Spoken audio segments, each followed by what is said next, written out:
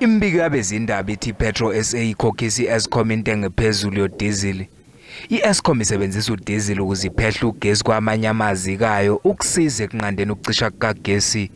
Ngonyaka odlule lenkampani ephehla ugesi yaveza ukuthi siyiphelelwe imali yokuthenga udizili kwaphoqeleka ukuthi uthole iPetrosa. iPetrosa ithi intengo ephezulu ekhokhisa u-Eskom ibangwa ukungahleli izinto kusenesikhathi kwalenkampani yogesi. Eskom comes in February, they require volumes within 48 hours. And if the markets are rising in the month of February, Petrosa cannot be in a position to sell to Eskom at M-1 because the real price is the spot price. So the market is such that it punishes you for not properly forecasting and planning.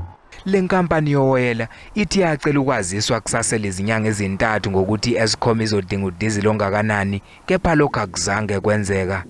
Prior to July, the supply was very constant, so Eskom was just lifting according to our planning, and then there's something changed in July. Burn rate of Eskom actually increased. So historically, we were supplying them with 1 million liters a day. So after July, that thing actually changed from 1 million liters a day to 3 million liters a day.